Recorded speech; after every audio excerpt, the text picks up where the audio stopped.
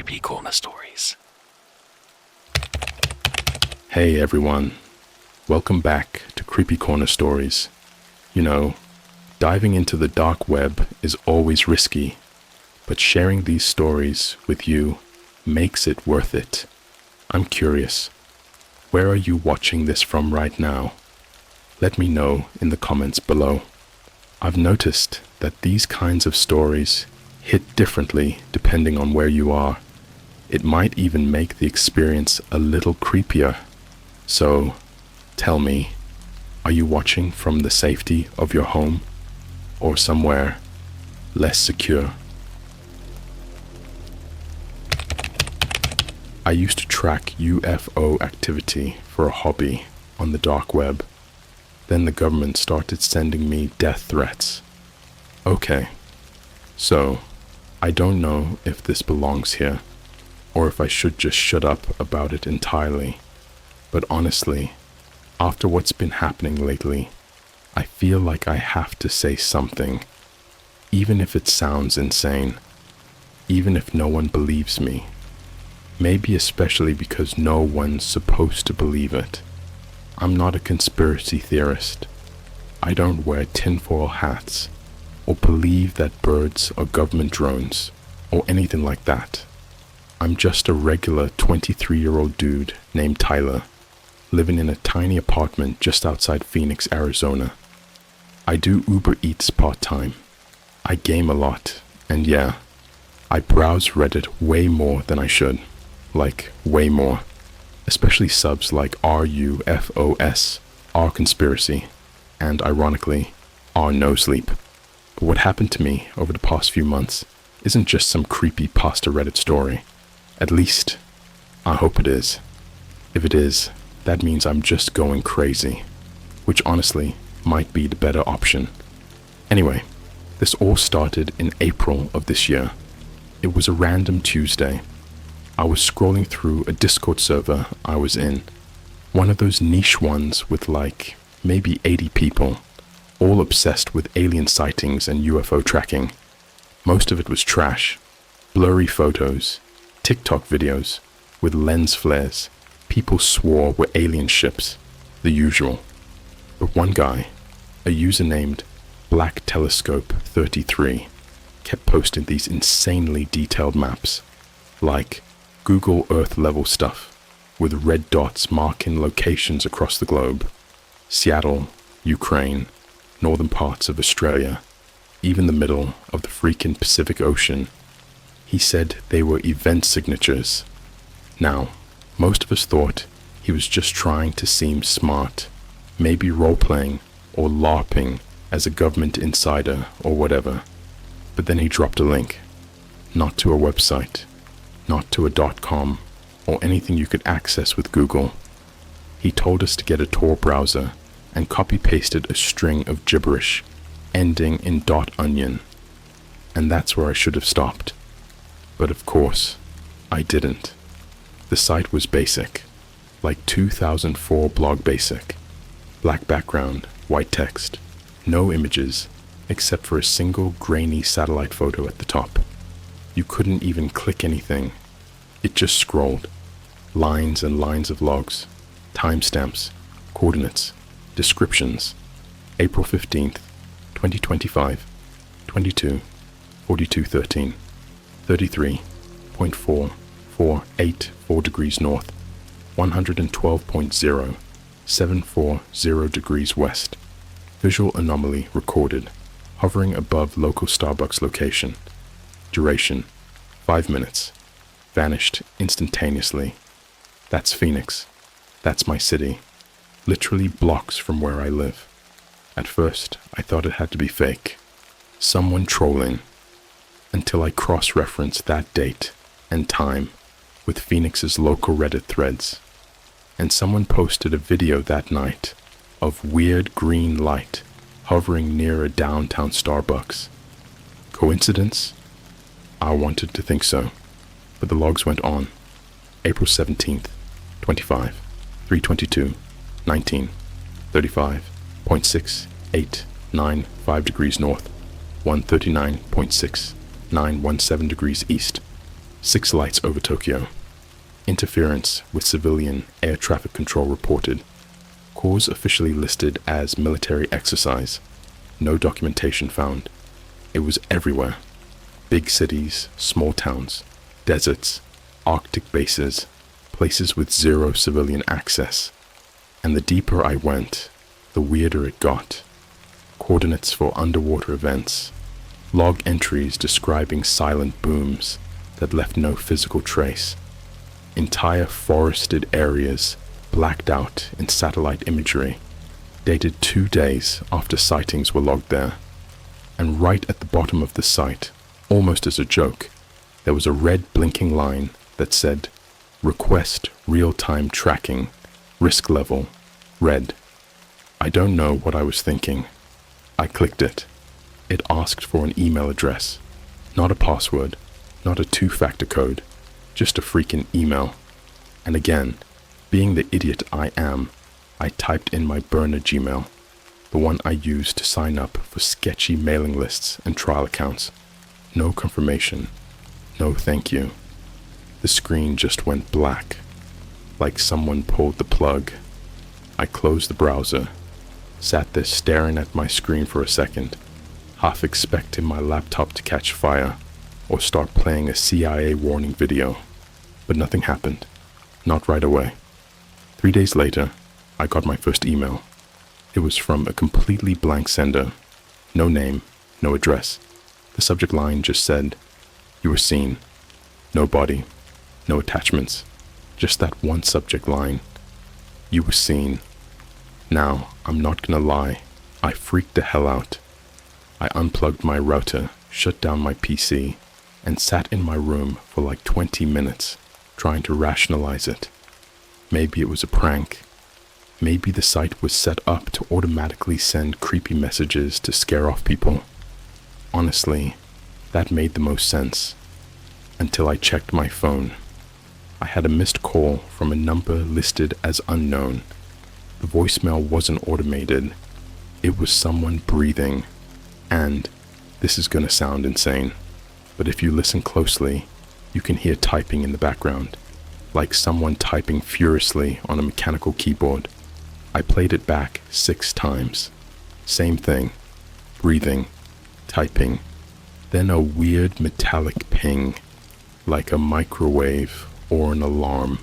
That night, I couldn't sleep. Every little sound outside freaked me out. I live on the 2nd floor of a pretty quiet apartment complex, but I swear I heard someone walk up the steps around 2:30 a.m. I checked through the peephole. Nothing. Opened the door. No one there. Just a folded piece of paper on the welcome mat. It read, "We are aware of your interest in unauthorized surveillance. Cease immediately." No logo, no signature, just those words in black ink. That's when I knew this wasn't a prank. The next day, I went back to the Discord. Black Telescope 33 was gone. Not just silent, deleted. All his posts gone. His name replaced by deleted user. No explanation, no warning. Other users started asking about the site. A few said it had vanished, like completely scrubbed from the dark web. No trace, no backups. Even the Wayback Machine didn't have it. And then I started getting DMS. Some creepy, some threatening. One just said, "They clean up quiet. Don't make it loud." That's when I shut everything down, deleted the Discord, wiped my browser, even factory reset my laptop. It didn't matter, because a week later, I found a camera in my apartment. Yeah, real physical camera, hidden inside one of those fake smoke detectors on my ceiling. And no, I didn't put it there. It wasn't there when I moved in. My lease is up to date, no maintenance requests, nothing. The creepiest part, it wasn't even powered by battery. It had wires running into the ceiling.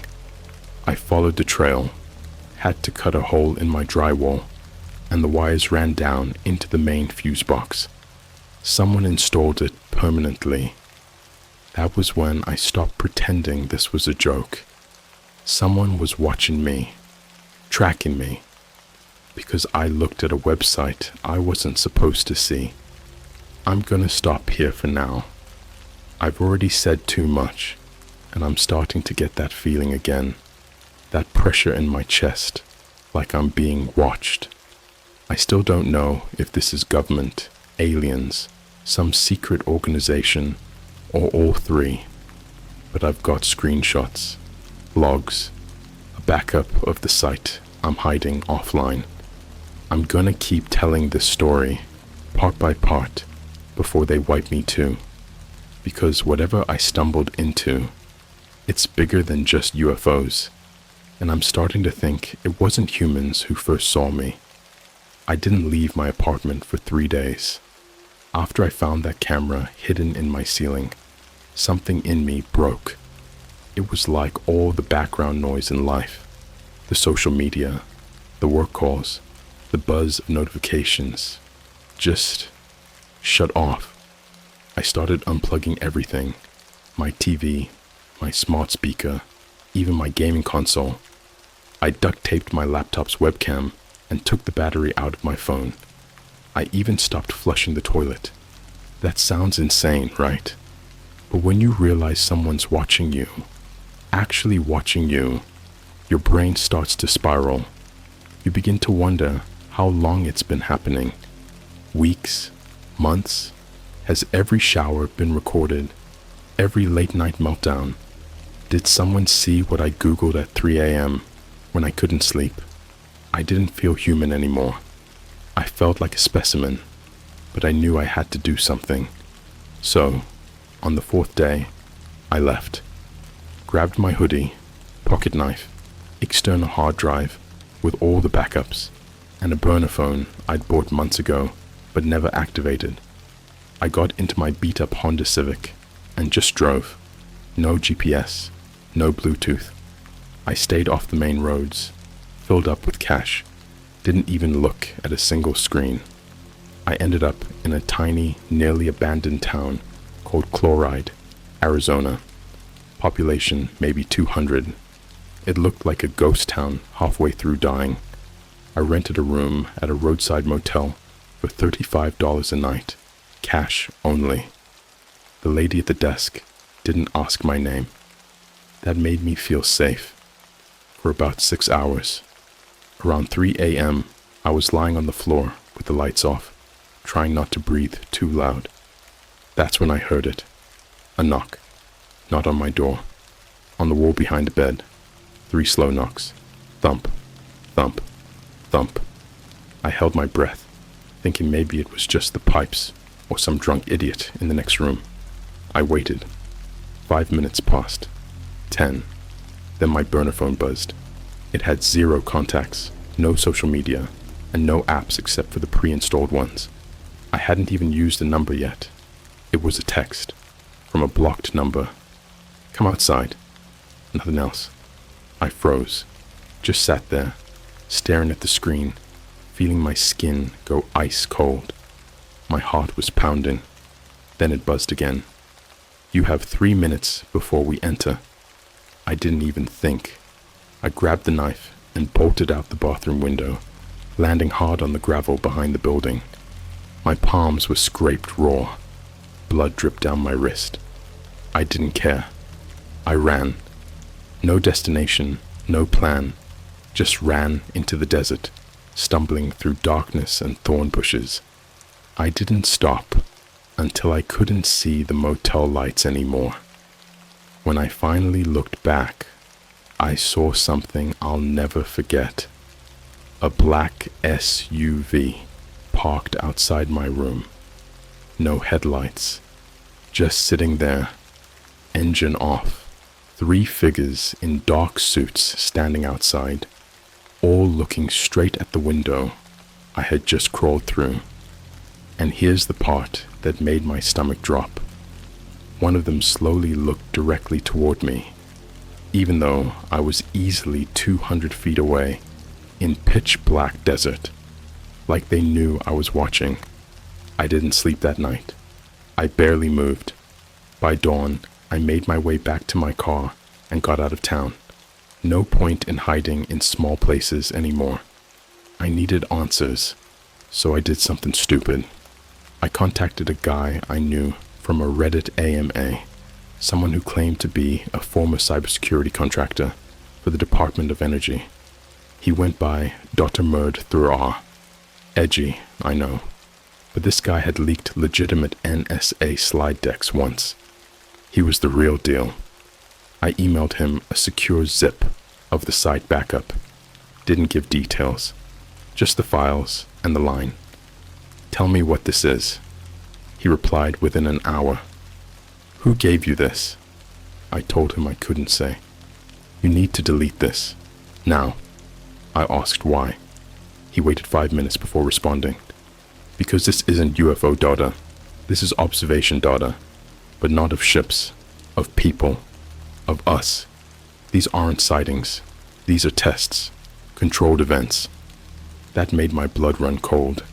He sent me an attachment. It was a PDF.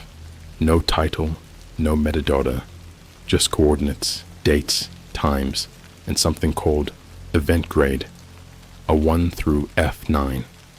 The A-grade events were the ones with physical phenomena, sightings, electromagnetic interference, atmospheric disruptions. But the F-grade ones, they were tagged with words like psychological divergence observed, memory contamination successful, subject unaware of surrogate implantation, agent presence undetected, continue control, candidate failed loyalty script, scheduled for termination. That was when I realized this wasn't about aliens invading us.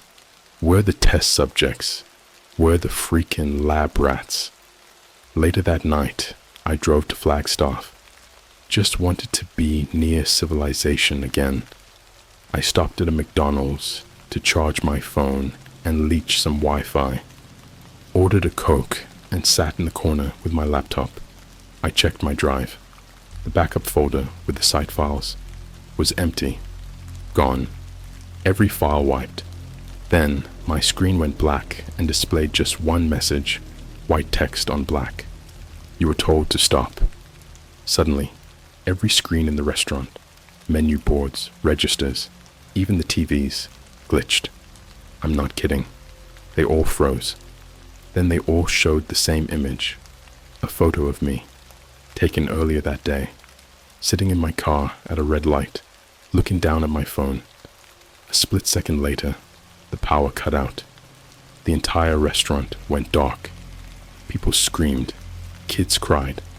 I grabbed my stuff and ran like hell, pushing past people, knocking over a high chair.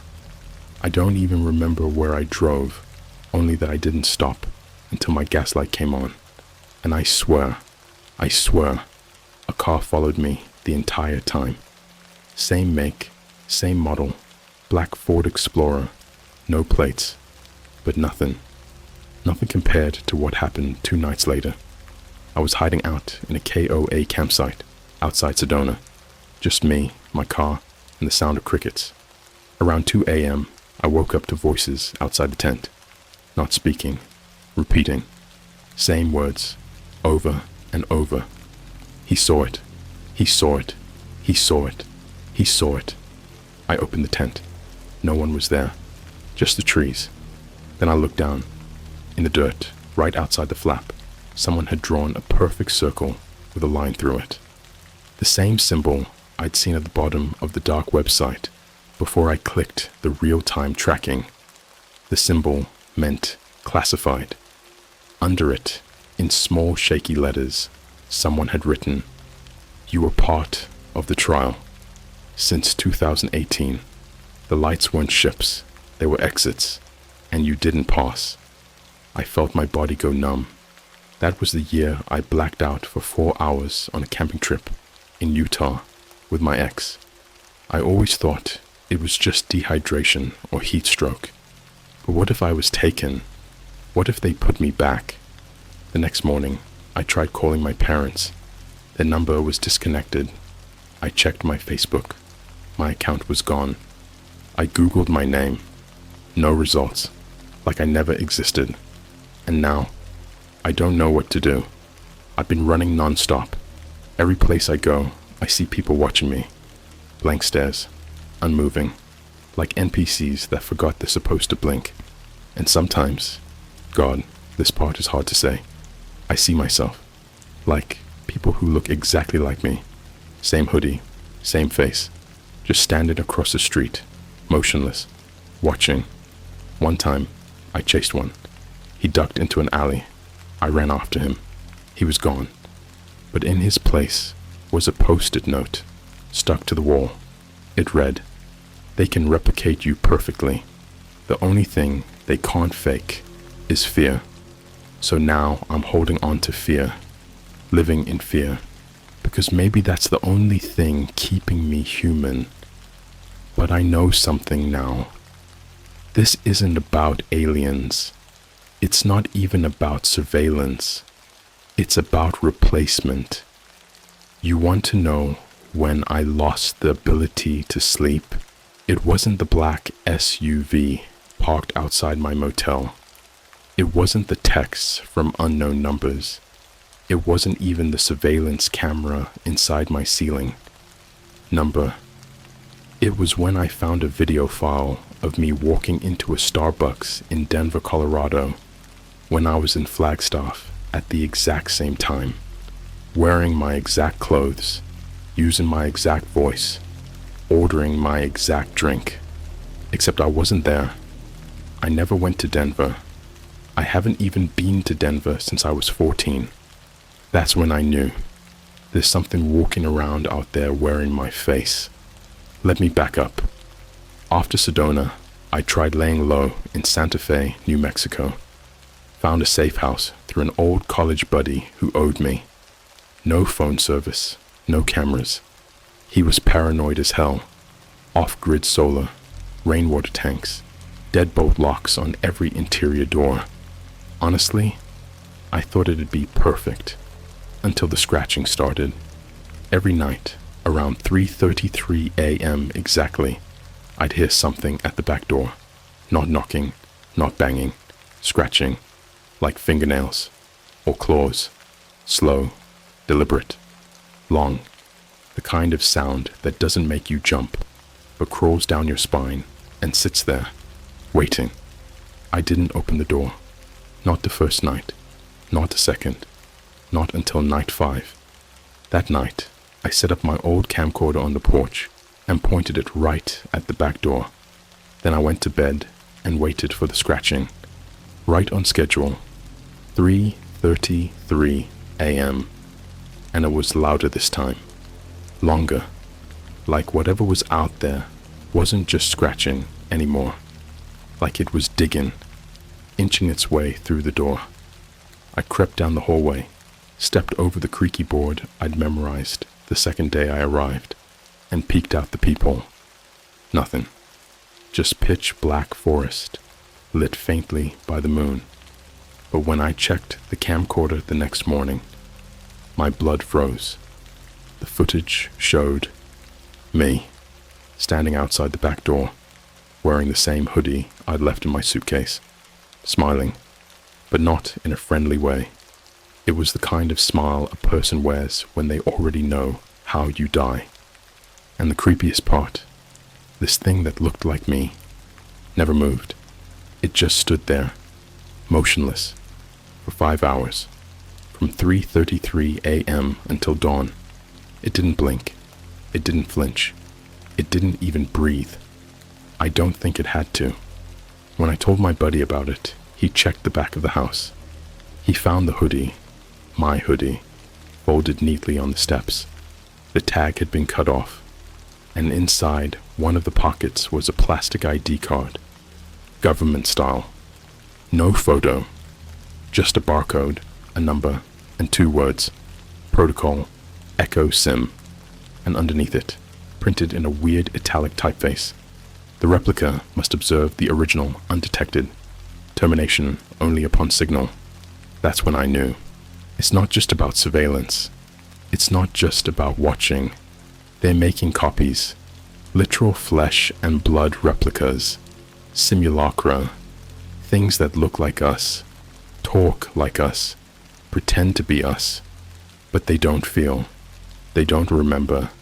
They're like mannequins with perfect skin, wearing masks they grew from your own DNA. And the worst part? Sometimes they don't even know they're copies.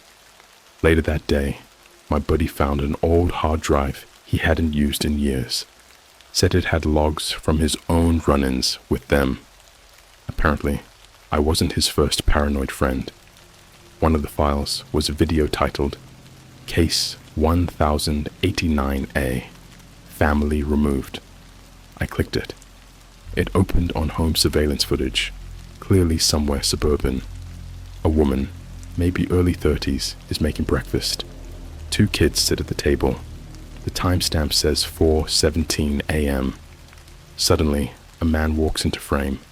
Her husband, I'm guessing. But he's wrong. His eyes don't blink. His mouth opens just a bit too wide when he speaks. His voice is close to human, but flat, robotic, like an AI, reading from a script it doesn't understand. He says, "The light showed me truth. You have failed the empathy threshold. Your reality diverges. You must be corrected." The woman backs away, screaming. Then, without any visible weapon, he grabs the little boy's head and twists. One movement, one sound, a sick, wet snap. The body drops. The mother's scream cuts off, like she just stopped existing. The camera glitches violently. When the feed comes back, the husband, the kids, the furniture, all gone. Just a black living room, perfectly clean. No blood, no bodies, just silence. Then the video ends. I threw up. I mean it. I literally threw up right there on my friend's concrete floor. And when I looked up, he was just staring at me, not blinking. I realized in that moment he hadn't spoken in over 20 minutes. I stood up slowly, asked him if he was okay. He smiled, but not his smile. And that's when I noticed he was wearing my hoodie again, the one I locked in the trunk. I backed away. He took a step forward. So I did the only thing I could think of. I smashed the hard drive across his face and ran. I didn't even grab my stuff. I sprinted barefoot into the woods, branches cutting my legs, feet bleeding across pine needles and glass. I don't know how far I ran. Hours, days. I passed out twice from exhaustion. When I finally got back to civilization, I found a Greyhound station, asked where the next bus was going, didn't care the answer, and now I'm here, somewhere in Pennsylvania, Motel 6, room 119. The walls are thin, the carpet smells like mildew, and every night I hear footsteps pace in the hallway, not walking, just pacing, back and forth, back and forth. But no one's ever there when I look. No one real. I've figured something out though. This thing that's wearing my face, it's not just pretending to be me. It's replacing me. Every trace of my digital life, scrubbed. Every friend I contact, either unreachable or acting wrong. Even my voice. I caught a recording on a police scanner channel 2 days ago of a suspicious male in Pittsburgh, matching my description. The voice recording?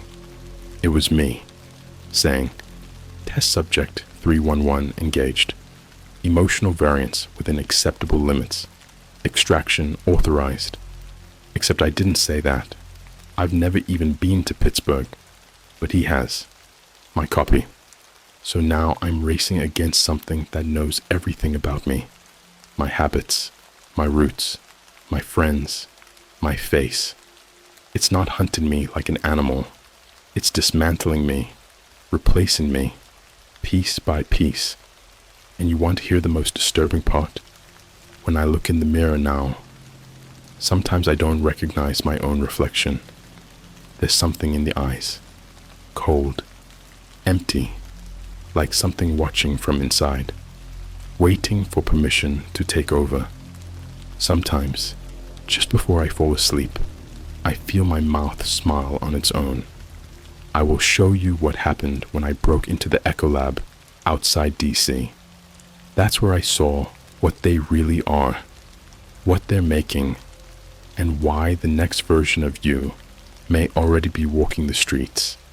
If I disappear before I post again, don't trust anyone who shows up pretending to be me, even if they know everything I've told you. Especially then, let's just get one thing straight. I wasn't trying to be a hero. I didn't want to know what I saw. But when you realize something is building perfect copies of people and setting them loose in the world, smiling, nodding, living next door to you, you either run forever or you find where they're made. I found it by accident, or maybe it found me. I honestly don't know anymore. I was hiding in Maryland, bouncing between Wi-Fi hotspots at gas stations, stealing time on library computers under fake names, spoofed MAC addresses. Every time I typed Echo Protocol or Replica Implantation Initiative, my screen would flicker for just a second, barely long enough to notice, unless you were paranoid like I was. But that's how I found it. Buried in a glitch in a digital map of a state park near Rockville, Maryland. Zoom in too far on one trail, and the screen would blink, jump, and then suddenly show nothing. Just a gray square where forest should be. It was cut out of the satellite image, like someone had censored reality. Underneath, I found GPS coordinates stitched into the page's source code. 39.0864 degrees north, 77.1528 degrees west. I went that night. I packed nothing but a flashlight, 2 burner phones, a switchblade, and a hidden GoPro I taped to the inside of my jacket. I hiked 5 miles through mud, trees, and absolute silence. I didn't hear a single animal, no crickets, no owls, not even wind. The deeper I went, the wronger it felt, like the woods were holding their breath. Then I saw it, buried into the side of a hill, a concrete structure, maybe 30 feet wide. No lights, no markings, just a rusted steel door and a keypad glowing red. I should have left. I should have run. Instead, I did something so unbelievably stupid. I typed my own birthday into the keypad. It unlocked. Inside, it wasn't abandoned. It was alive. The walls weren't just concrete. They were covered in panels, machinery, screens pulsing faint blue like heart monitors. The hallway curved downward, spiraling deep beneath the earth, and it smelled like a hospital mixed with burning hair. That sterile death kind of smell. As I walked deeper, lights turned on ahead of me automatically. Behind me, they turned off. It was guiding me, or watching me, or both. I passed dozens of locked doors, no handles, just observation windows. And behind every window, I saw people, lying in metal chairs, naked, still. Each one looked real, breathing, twitching, eyes rolling behind their lids. But they weren't awake. They were charging. Each room had a label on the glass. Subject, J. Thomas. Memory, injection, complete neural calibration, 97.4%. Designation, Echo 601. B. Release. Date, July 1825. Some of the people looked familiar. Some of them looked like me. Then I reached the main chamber, a vast room, maybe the size of a warehouse, glowing with this dim red light. Rows and rows of those same chairs, maybe 200 total. But here, they were active. These copies weren't sleeping. They were moving, pacing in perfect synchrony, breathing in rhythm, turning their heads at the same time, like ants, or soldiers, or a choir of something that doesn't know it's pretending to be alive. and in the center of the room stood this thing. Not a person, but something wearing the idea of one. Its face was wrong. Too perfect. Not a wrinkle, not a flaw, not a freckle. Skin stretched too tight across cheekbones, like a latex mask, molded to look average. And its eyes, God, the eyes. They were completely white. No iris, no pupil. Just milk-colored globes that twitched when it turned toward me. It didn't speak. It just smiled. And then it whistled. Not a song. Not a warning. Just this short, sharp two-tone sound. Like a command. Suddenly, all 200 people turned toward me. At the same time. Every head. Every blank expression. They didn't scream. They didn't charge. They mimicked. One of them copied my posture exactly. Another tilted their head the way I do when I'm thinking. One started repeating what I'd said under my breath when I entered the room. What the hell is this place? What the hell is this place? What the hell is this place? Like a damn choir of mirrors. I ran. Back through the hallway. Through the flickering lights. Slipping in my own panic. I didn't stop until I burst back into the woods. But I wasn't alone, because when I turned back, one of them had followed me out. It stood at the tree line. It was me. Same face, same clothes, but it was cleaner, healthier, like a version of me that had never felt fear. And it whispered, "You're the copy." I don't remember driving back. I blacked out for hours. When I finally came to, I was in a Walmart parking lot in Virginia, covered in dirt and blood. My fingernails were cracked, like I'd been digging. I checked my phone. I had new photos, dozens of them, taken from inside the facility, clear, crisp. But in every single one, I wasn't holding the camera. I was in the photo, screaming, running, being dragged, and standing behind me in every image was me, smiling. The next day, I checked Twitter. I didn't have an account anymore, but someone had made one using my name and face. It was verified. It had 20,000 followers. It posted selfies of me in places I've never been. It tweeted messages like, "So good to be free again. Time to start fresh. We're all gonna be okay now." And people were liking it, sharing it, commenting things like, "Welcome back, Tyler. So glad you're feeling better. You look amazing lately," like the world was in on it. So here's what I know now. The facility wasn't just for creating copies. It was for replacing the originals. They make the replica. They steal your data. Then they set the thing loose in the world to overwrite you, digitally, socially, emotionally. And when you resist, they erase you. And that thing in the lab, the thing with white eyes and no voice, I don't think it was human. I don't even think it was alive.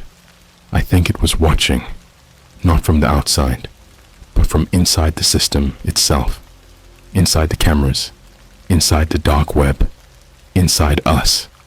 I know what you're thinking. This sounds like a movie, a psychotic break, a digital delusion, but I have proof. Real files, real footage, DNA samples, and I've uploaded them to 3 separate servers, each one in a different country. If I die, or worse, if I change, the files go public. So now it's on you. Ask yourself something. When was the last time your friend acted a little off? When did someone you love start using words they never used to? When did you see a stranger that looked just like you? And most importantly, when did you last feel fear that wasn't yours? I'm going back inside the facility. I found an entrance in Berlin. This time, I'm not coming out until I see what's buried at the bottom. The part they never meant for anyone, human or not, to find. Pray it doesn't find you first. I don't know if I'm still human. I don't know if you'll believe anything I'm about to say. I don't even know if this message is coming from the real me. But if you're reading this, it's already too late for that to matter. 2 weeks ago, I flew to Berlin under a fake name. No return ticket. Burned every ID I had. I paid a man in Neukölln with a plastic bag full of old euros and scratched up USBs just to get the last location of the Echo Facility's sister site. He didn't ask questions, just handed me a phone and a handwritten note with 6 words below the museum, under the bones. He smiled like he'd given me a gift. Then he bit off his own tongue and collapsed on the table. I watched him choke on his own blood with this look in his eyes like he'd finally escaped. The address led me to the Natural History Museum. You know, the pretty one, with the giant T-Rex skeleton and the gift shop selling plush neurons and DNA helix candy. Tourists everywhere. Families, laughing children, the performance of life. But that museum is a mosque, because beneath the glass floors and fossilized lies, there's a sublevel not listed on any blueprint, not even the private ones I stole. It doesn't show up in blueprints, because it wasn't built, it was grown. I found the entrance inside a janitor's closet, behind a metal panel, 2 screws loose, a rubber handprint smeared in blood behind it. I followed a maintenance shaft downward for what felt like hours. It stank of ammonia and metal, like a hospital inside a slaughterhouse. The further I went, the warmer it got. Not like heat, more like breath, like something deep below the surface was exhaling. Eventually, I reached a door that looked like it belonged on a submarine, rotating lock, thick enough to stop an explosion. On the wall next to it, a terminal. No screen, just a slot. I slid one of the USB drives in. The door opened itself. Inside, darkness. The kind of darkness that feels alive. It didn't smell like earth or dust. It smelled like wet meat. Let me make this part clear. Everything that came before, the copies, the facility in Maryland, the photos, the death threats, they were the surface, the mosque, the opening act. What I found below Berlin was older than the government, older than civilization, older than us. The first thing I saw were the slabs, metal slabs, at least 100, each one with a body strapped down, torso open, ribs spread like butterfly wings. The organs were still functioning, hearts beating, lungs inflating, eyes twitching, except they weren't hooked up to anything. There were no wires, no force, no machines. They were alive, without a reason, and they all looked like people I knew. Some of them were celebrities. Some were people I'd seen in Starbucks or at the gym. One of them looked like my 5th grade math teacher. Another one was me, still breathing, eyes open, watching me, smiling, with lips missing. I walked past them, past the buzzing of thousands of flies that shouldn't have been able to survive in that sealed place, past corridors lined with red fungus and screens that showed my dreams. I'm not joking. I watched myself sleeping on those monitors, dreams I hadn't told anyone, images I had seen only in my head at night, the girl I lost, the road where I wrecked my bike when I was 11, the thing with no skin that I used to imagine lived in my closet as a kid. They had all of it. My thoughts weren't mine anymore. At the end of the final corridor was the chamber. If you're still reading this, you need to understand something. This part isn't for entertainment. This is where the trauma starts. The stuff that'll crawl under your skin, and rot there. The part that will make you question what's real for the rest of your life. I'm not writing this for likes. I'm writing this because it has to be documented, and because I need to feel like someone, anyone, heard my scream. The chamber was a sphere, perfect, seamless, smooth walls, pulsing gently like veins. In the center, a machine. Except, it wasn't a machine. It was a spine, twisted, endless, still slick with red. Built into it were skulls, thousands, human, animal, not human. And at the very bottom of the spine, writhing, connected by living wires and muscle cords, were 4 creatures. They were human once. But now they were hosts. Their chests had opened up like cocoons. Inside was something glowing, blue and pink and wrong, like staring into a light that speaks in nightmares. And the moment I saw it, I remembered everything. I remembered the missing hours in 2018. I remembered the white light in the Utah sky. I remembered the operating table, the sound of something scraping bone from the inside out, the feeling of something inserted between my ribs, the thing that told me, with no voice, you are not the first attempt. You are version 6. They will never accept you. And it was right. All this time, I thought I was running from being replaced, but the truth is, I already was. The real me never left that desert. What walked out that night? What's been typing these posts? It's the version they let escape. They let me tell this story to see how far it would go. Because you reading this, you're next. They want to see how you'll react. Will you panic? Will you investigate? Will you ignore it like a good little drone? Or will you make noise? They're watching you right now, through the camera, through the screen, through the thing inside your skull that doesn't belong to you. I tried to destroy it. I smashed the core. I pulled the wires. I set fire to the chamber with every ounce of fuel I had. And as it burned, the copies screamed, but not like people. They screamed like animals pretending to be people. They screamed like babies learning their first words. They screamed in my voice. I crawled out of the tunnel hours later, or days. I don't know. I barely remember what sunlight feels like. I'm not writing this from a safe house. I'm not in hiding. I am everywhere. That's what they said to me. You were never one of them. You were just the seed. So if you're reading this, and you start hearing a voice in your dreams that sounds like me, if your reflection starts smiling before you do, if your best friend starts calling you by a name you've never told them, get away. Burn your devices. Never look up. And if you see yourself outside your house tonight, don't run. Just walk up to it and ask, what version are you?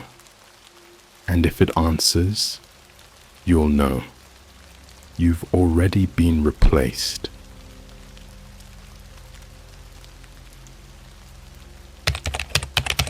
I answered a Craigslist ad for a sleep study on the dark web. They didn't tell me about the black room. Yo, what's up, guys? I'm not even really sure how to start this without sounding crazy, but if you've ever gone too deep into the internet when you're bored at 3 a.m., you might get where I'm coming from. So for context, I'm 21, just dropped out of college last semester, psychology major, kinda ironic now, living in a cheap-ass studio apartment in a sketchy part of Philly. I'm talking roaches, sirens every night, neighbors who blast Baby Keem at 2 in the morning like it's a flex. Money's been tight ever since I moved out of my parents' place, and my job at Starbucks wasn't cutting it. It started like this. I was scrolling Craigslist at like 2:30 a.m., just straight up looking for something, anything, that paid. You know how it is. Those shady cash gigs, work from home, or sleep study, $750 a night type deals. And yeah, one of those popped up. No joke, it was titled exactly like this. Urgent participants needed. $750 per night sleep study. No experience necessary. Must be between 18 and 25. Healthy. No medication. 3 nights max. Transportation covered. Serious inquiries only. That's it. No company name. No official branding. Just a Gmail and a weird looking link that led to a form hosted on some site I'd never heard of, called Noctinex Research. Looked bootleg as hell. I know I sound dumb for even clicking it, but I was desperate. Rent was overdue, my phone bill was about to get cut off, and let's be real, lying in a bed for a few nights and getting paid sounded like a cheat code, so I filled out the form. Name, age, health stuff, how well I sleep, stuff like that. Nothing too crazy. But here's where it got weird. At the bottom of the form, it said, check this box to acknowledge you are comfortable being observed under experimental conditions not approved by federal health guidelines. I stared at that line for a minute. Like, what the hell does that even mean? I thought maybe it was just some sketchy legal jargon to cover their asses, so I checked the box and hit submit. Within 5 minutes, I got an email. Subject line, accepted. Your sleep study begins tomorrow. No greeting, no company name, just a location pin, a flight itinerary. Yep, they booked me a flight to Utah, and a short note. Transportation to the facility will be arranged upon arrival. You are expected to comply fully. Payment will be issued upon completion of the study. Do not bring a phone. Yeah, that last part caught me hard. Do not bring a phone? Like, okay, red flag. But I figured I'd just ignore that part. Ain't no way I'm flying across the country with zero way to contact anyone. Day 1. Arrival. I flew into Salt Lake City, kinda expecting this to be some modern facility or university building. But nah. The dude who picked me up at the airport looked like he walked straight out of a crime doc. I'm talking gray hoodie, sunglasses at night, barely said a word, just held up a sign with my name and nodded when I walked up. We drove for what had to be 3 hours into the middle of nowhere, literally desert and trees. I swear I saw a sign for Zion National Park at one point. Eventually, we turned off the main road onto a dirt path that led to what looked like an abandoned military bunker. I'm not even exaggerating. It was one of those concrete structures half sunken into the ground. No windows, one steel door, and a camera above it. I actually laughed when I saw it. Like, yo, am I about to be trafficked or some shit? The driver just looked at me and said, go in. I hesitated, obviously. Took my phone out to at least get a signal or send a pin to my friend. But no service. Not a single bar. I tried to take a photo and my phone screen glitched. Like, white static lines for a split second, and then the camera app crashed. I started to get this gnarly feeling in my stomach, like something wasn't right. But against all common sense, I went inside. The inside was way cleaner than I expected. Clinical. Fluorescent lights, white walls, smelled like hand sanitizer, and metal. Hard to describe. There was a desk where a woman in all black, like full-on black scrubs, handed me a clipboard and a new pair of gray sweats. Strip. Leave your belongings. Wear this. Room 3. She didn't smile. Didn't blink much either. Just stared at me with these wide, empty eyes. I tried to ask her some stuff, like where I'd be sleeping, what kind of tests they were doing, normal questions. But she just repeated, Room 3. I was too tired and honestly kind of freaked out to argue, so I did what she said. Room 3. The room was plain, like a prison cell, but with soft lighting. One bed, white sheets, a small camera dome in the corner, and, get this, no door handle on the inside. Like once you were in, you couldn't get out. I didn't like that. Not one bit. I lay down and just stared at the ceiling, waiting for something, but I'm going to describe this exactly how I saw it, because the image has been burned into my brain. The body was barely alive, gasping, skin pale blue, chest rising, but only slightly. The mouth had been stitched shut, literally sewn with black thread in a messy X pattern, like some kind of cartoon voodoo doll. Their hands were covered in blood, not from injury, from scratching. They'd been scratching the walls so long, their fingernails were gone. The figure in the far right corner stepped forward. I couldn't see its face, but I heard it speak in this whispery, childlike voice. Subject 3, failed compliance. Do better, number 7. Then the lights flickered. Once, twice, and they all disappeared. I woke up screaming, thrashing, spit everywhere. My throat hurt like I'd been screaming for hours.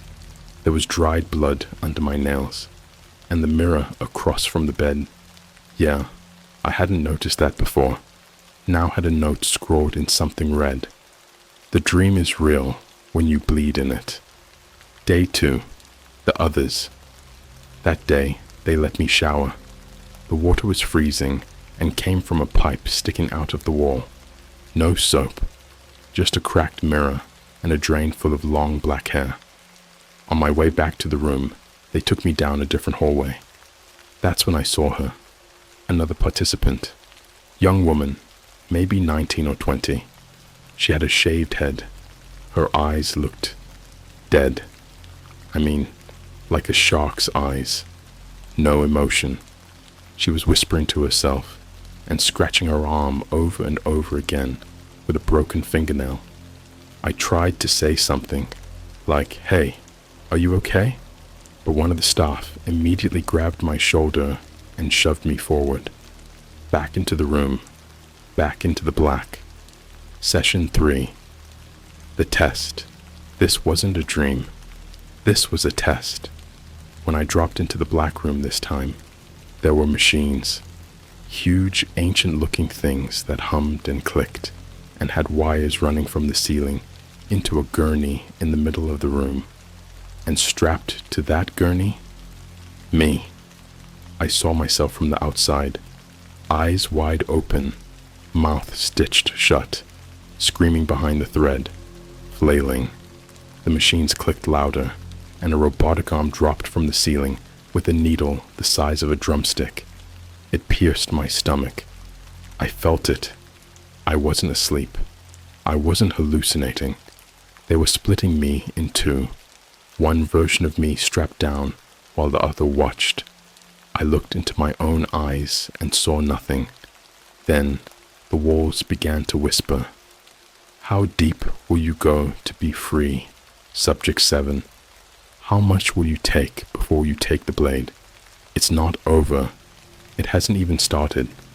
I woke up soaked in sweat and blood, and on the bed beside me was a scalpel. No explanation, no note, just laying there like an invitation. The door to the room was unlocked, the hallway that shouldn't exist. I didn't hesitate. I grabbed the scalpel, pocketed it, pushed the door open slowly, expecting alarms or someone waiting. Nothing, just a silent hallway. Dim red lights blinking, cold air, a buzzing sound far down the hall. I started walking, slowly at first, then faster. Doors lined the corridor, each marked with a number. I passed room 2, room 1, then room 0. The door was different. Heavy metal, bolted shut, scratched up. I should have kept walking, but I didn't. I pressed my ear to the door. Inside, I heard sobbing, and then a voice, soft, fragile. Please, please don't let them open it again. I've been awake for 6 years. Then silence. I heard footsteps behind me. A tall man in black scrubs, holding something, not a needle, not a clipboard, a mask. He put it on, and then he whispered, "Night 3 is when the masks come off." Then everything went black. When I woke up, I wasn't in my room anymore. I was in room 0, and I wasn't alone. There's something wrong with room 0. I don't mean that in a metaphorical, oh, this place feels creepy kind of way. I mean physically, dimensionally, mentally, like it shouldn't exist in any normal architecture. I remember stepping into a hallway with red lights and numbered doors and finding myself inside a concrete structure. But room 0? Room 0 is not part of that building. Room 0 is outside of reality. Let me explain before I lose you. I woke up strapped to a dentist's chair, not the plush kind you get fillings in, but this rusted, body-length slab with leather restraints and a head brace made of welded nails. The floor underneath me was wood, warped and blackened, like it had been soaking in something for years. The walls weren't tile anymore. They were covered in flesh-colored wallpaper, like literal skin stretched over panels, stitched at the corners like the inside of a Victorian straitjacket. It moved when I looked away. I swear to God, the walls breathed. In, outside, like lungs. Wet and full of something sloshing around. I tried to scream, but my throat was raw, dry. My tongue felt like it had been grated. When I leaned forward, it scraped against something, a bit of wire wrapped tightly between my teeth, like a mouthguard made of piano string.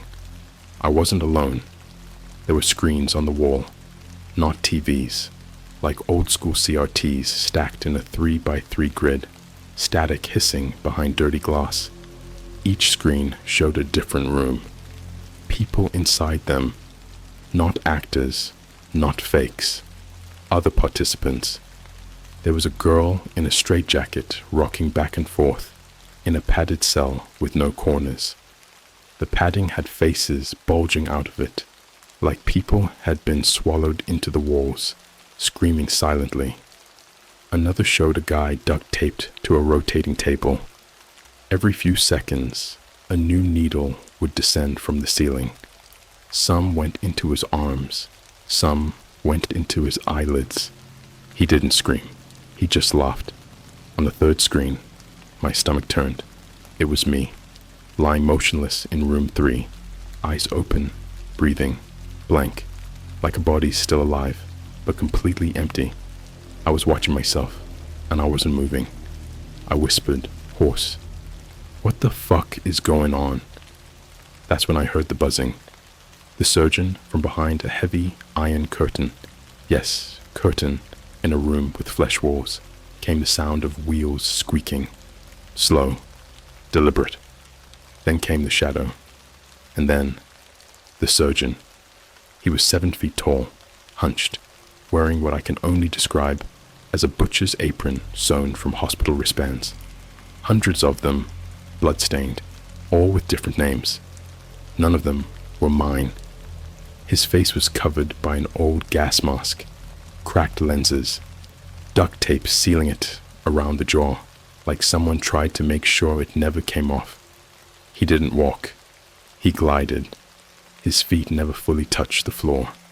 He just hovered. He came up beside me, dragging something on a tray.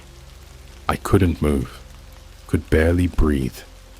and he whispered something in a static-laced voice through the mask. Time to open what should have never been closed. He opened a steel toolbox.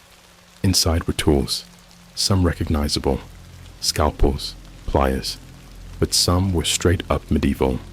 A hand crank drill, a spinal spreader, a glass syringe the size of a baby's forearm, filled with something black and bubbling. He started humming. Not a normal tune. It sounded familiar, like a lullaby, one I hadn't heard since childhood. Then he started cutting. Not my skin, not my arms, not my chest, my dreams. Cutting the mind. Okay, I know how that sounds. He cut my dreams. What does that even mean, right? But listen, he reached inside my head, not physically. It was deeper than that. He took the pliers and clamped them down on something invisible above my skull. And I felt it, like ripping paper inside my brain, like slicing through a reel of film while it was still projecting. I started seeing flashes, memories that weren't mine. A wedding in a burned-down church. A subway station where no one had eyes, just mouths where their sockets should be. A birthday cake with human teeth instead of candles. Every time he twisted the tool, I lost something of myself. My childhood pet, my first kiss, my mother's face. All gone, erased like someone dragging a wet sponge over my identity. I began to sob. The surgeon stopped, looked down at me, tilted his head like a curious animal. Then he whispered again, "Let's see what happens when we sever the soul." The blood door, the curtain opened again, and beyond it was a door made entirely of pulsing wet veins, like a heart turned inside out and molded into a shape. He wheeled me toward it. The chair moved on its own. I felt like I was being drawn in, pulled by something older than time, something beneath consciousness. I saw images flashing across the fleshy door, faces I'd never seen, dead people, people with no skin, children with no mouths, and over them all, one word repeated, failure. The door opened. The room behind it was black, not absence of light, black. This was thick darkness, like tar, like a liquid that sucked up sound and thought and meaning. And inside, it was a mirror. And in that mirror was me, but not me. This version of me had no skin, eyes black, jaw hanging loose. My fingers ended in nails made of bone. My mouth opened wide, and this horrific, ungodly noise came out, like a baby crying inside a wood chipper. I tried to look away, but I couldn't. My mirror self walked forward. I felt it in my veins. My real body started to twitch. Then the surgeon said one last thing. Integration begins. Room 0 has no exit. I woke up in the corner, naked, bleeding from my eyes. The mirror was gone. The screens were gone. But on the wall above me, carved deep into the fleshy wallpaper with what looked like teeth, "You are now room 0. I stood. Every joint in my body cracked. My nails were broken, like I'd been clawing at the floor. The door didn't exist anymore, just a wall. I was sealed inside. I screamed, punched the wall, bloodied my hands. Nothing moved.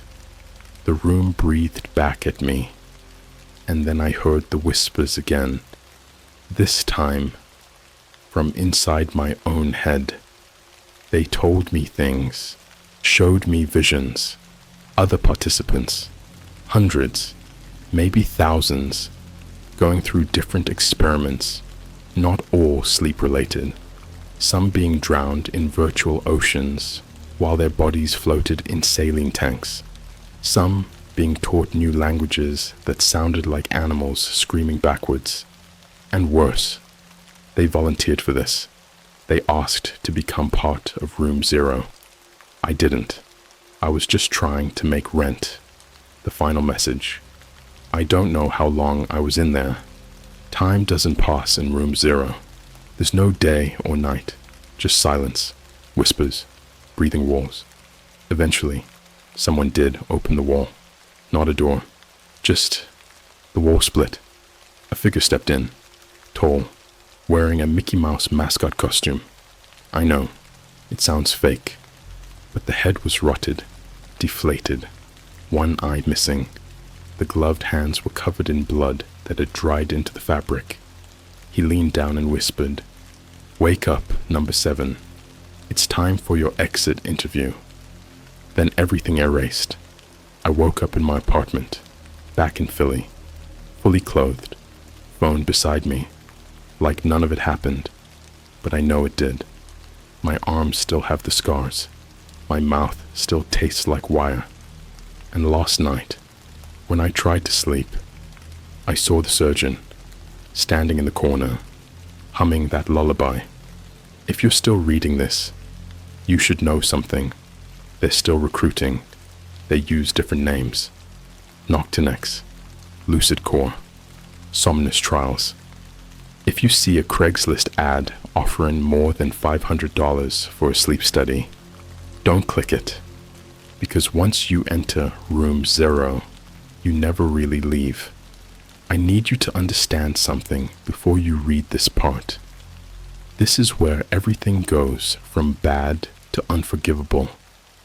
This is the point in the story where you stop thinking, "This can't be real," and start asking yourself, if this is real, what else have they done? Because this wasn't just a sleep study. This wasn't some experiment in lucid dreaming or human psychology. This was ritualistic, engineered insanity, and I was never supposed to come back.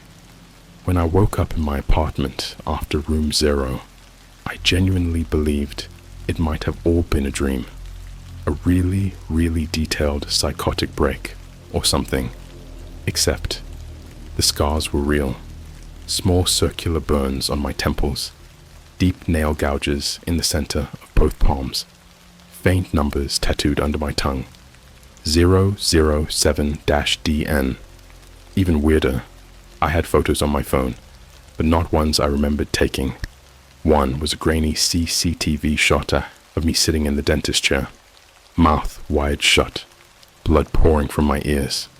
Time-stamped 3:06 a.m., 3 days ago.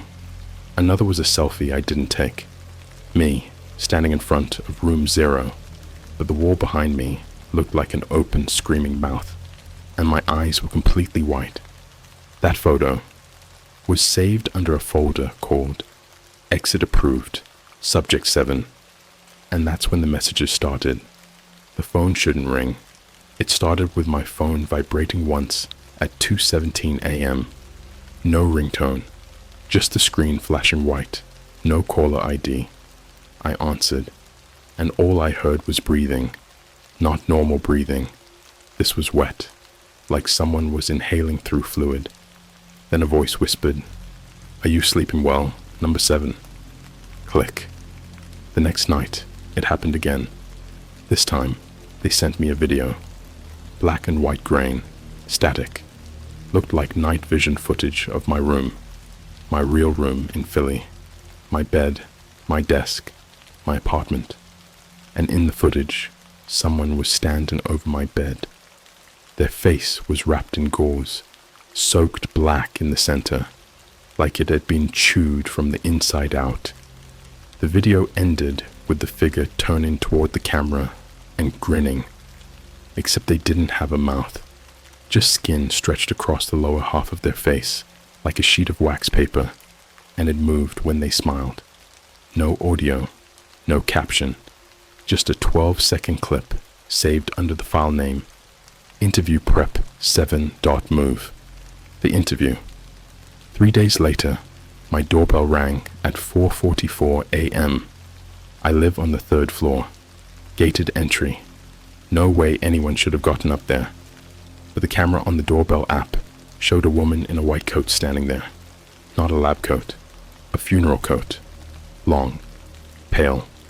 The kind worn by morticians in old crime scene photos. Her face wasn't visible.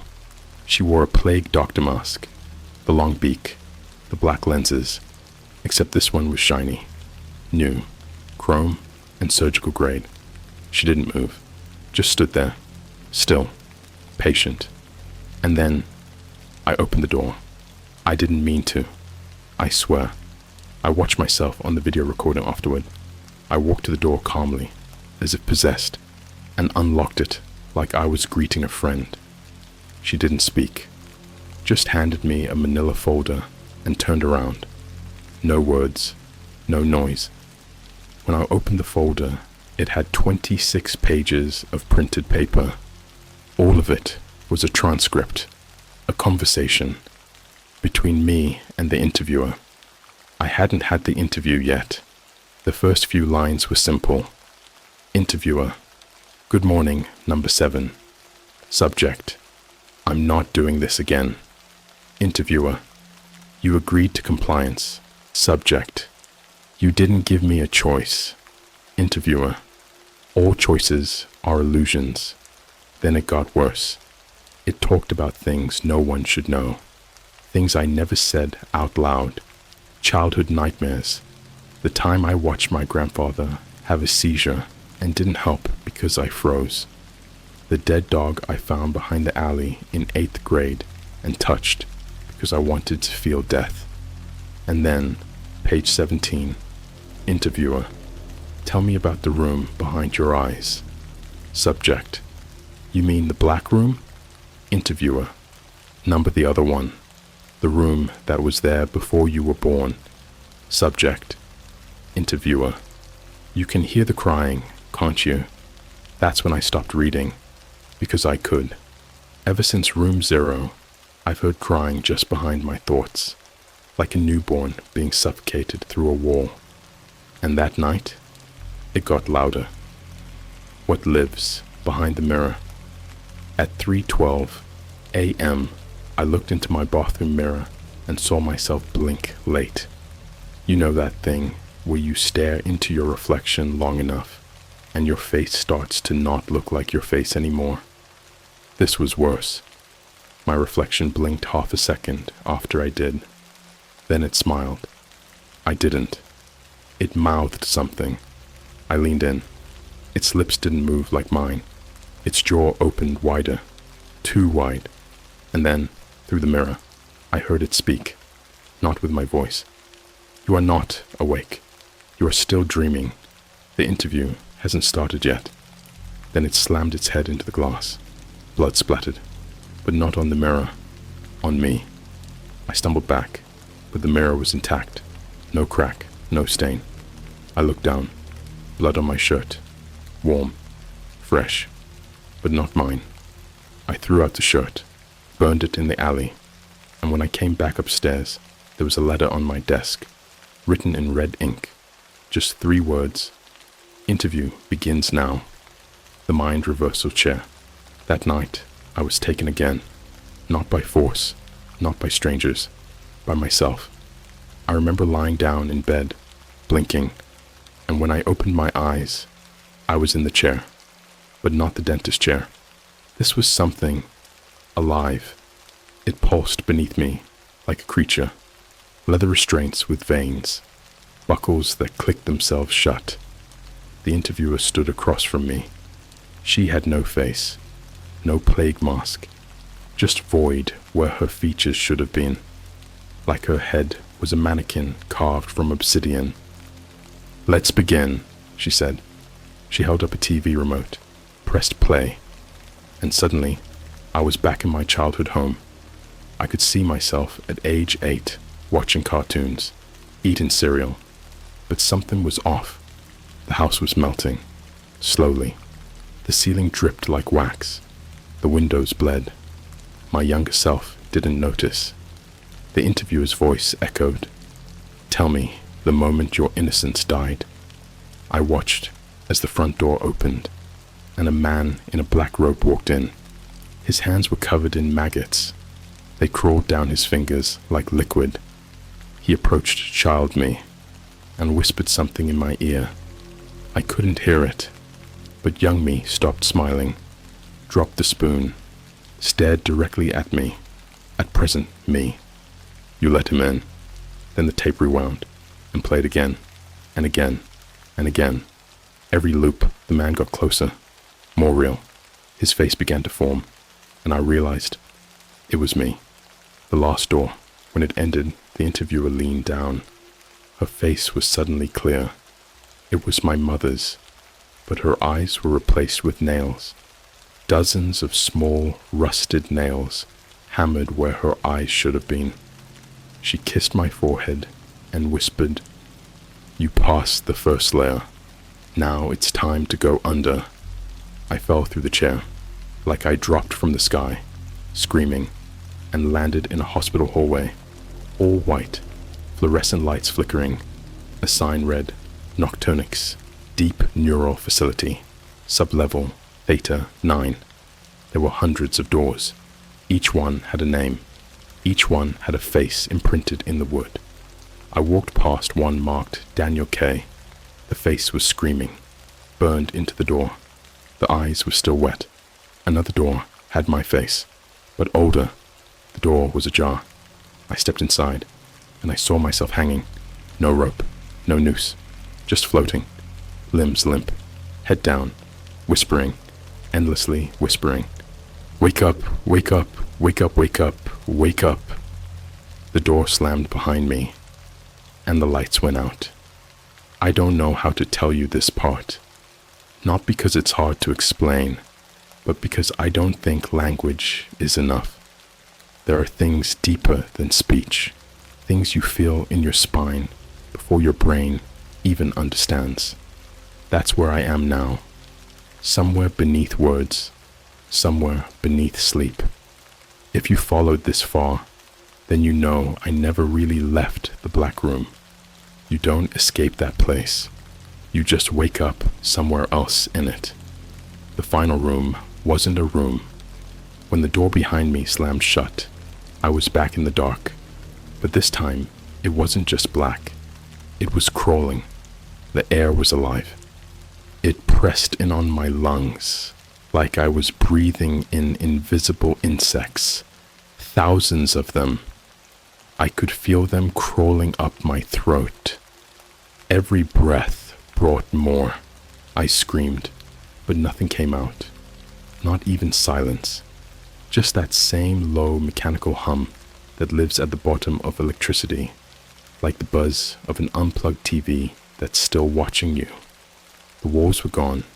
The chair was gone. My body was gone. But something else was there. The archive. It wasn't a facility anymore. It was an archive. That's what they called it. I didn't see the word written down. I heard it, whispered by 1,000 voices speaking in unison from under my skin. Welcome to the archive. This is where we keep the ones that broke. It looked like a library built by a lunatic. Shelves made of bone. Spines of books made of actual spines. Every single book was a person. Not alive, but not dead either. They were bound, stripped of everything human. Each volume was titled with a name and a number. I saw one that said, McKenna, 0412-A, refused the wire mouth. Another, Tomas, 1029-K, attempted to pray. And then, you, 0007-DN, midway status, awaiting absorption. It was carved into me. I looked down and saw the lettering glowing under my skin, like magma under glass. That's when I realized this wasn't a test. This wasn't research. This was a harvest. The machinery of God. They don't call it a God, but it is. Just not in any way we'd understand. Not holy. Not divine. It's something bigger than reality. Something that lives behind dreaming. Something that eats memory and shits out consciousness, like waste data. The black room isn't a location, it's a tunnel, a feeding tube, and we're the syringe. Every nightmare, every moment of panic, every emotional rupture they dig out of people like me, it all goes somewhere. pumped deeper down into sub-level Theta 9, where it feeds the machinery. They showed it to me. They strapped me into the overchair, a vertical table wrapped in wires, with a helmet that pierces your skull like a crown of needles. There are no straps. You don't need them. The second you sit, you're not you anymore. Your identity pours out of your nose. Your guilt seeps out of your pores. You become hollow, and they record it. Every ounce of fear, every betrayal, every twisted memory you didn't even know you had. They siphon it, compress it, and feed it to whatever's underneath.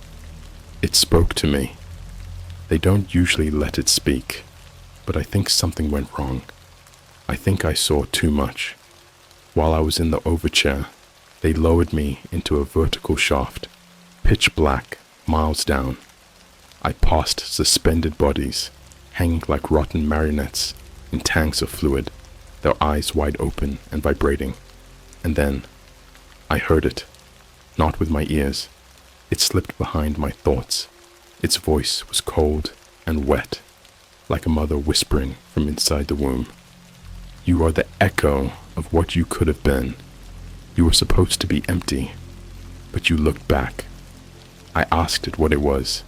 It answered, we are the authors, the ones behind the edit. Every nightmare you've ever had was a draft. The truth.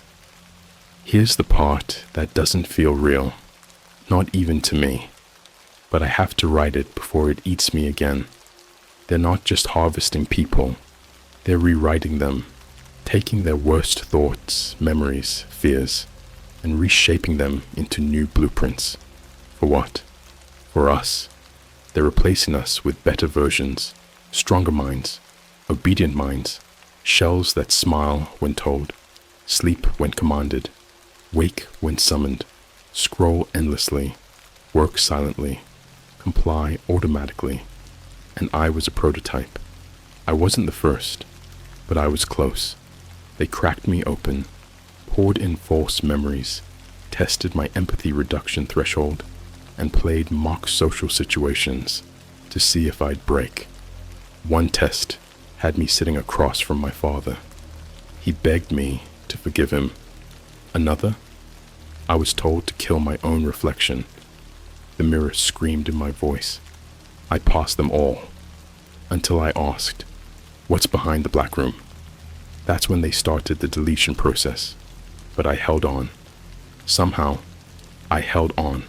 I escaped, not because I ran, not because I broke out, because they let me go, to see what would happen. I woke up again in my apartment, same bed, same dirty window, same flickering Wi-Fi signal, but I wasn't me. I didn't feel hunger, or warmth, or time, just the pull, like something below the floorboards of my brain was calling me back. Every night since, I wake up at 3:06 a.m., and the mirror in my room is facing the wrong direction, and my shadow blinks first, and my phone buzzes with the same message, over and over. Subject 7, awakening pending. Final warning, they're still running the ads on Craigslist, on the deep web, on fake job sites, even inside sponsored TikToks and Discord servers that look like wellness communities. You'll see phrases like sleep optimization trials, lucid dream mapping, earn while you rest, $750 a night, no experience needed, and maybe you'll click just to see, and maybe you'll submit the form, and maybe you'll think, it's just a dream. What's the worst that could happen? But if you hear the scraping, if the room disappears, if your reflection smiles without you, you're already gone, because you don't wake up from the black room. You just become another chapter in its archive. Epilogue. There's a file on my laptop that I didn't put there. I can't delete it. I've tried. The icon is just an eye, black, crying red. The file name is interview, complete, final.mindcast. Every time I click it, it crashes my computer. Except one time. It played 1 second of audio. A voice. Not mine. Not anyone I know. But I recognized it. Now let's try again. Subject 8. This is your last warning. If you see the black room, don't open your eyes. Don't speak. Don't remember. And whatever you do, never answer the interview.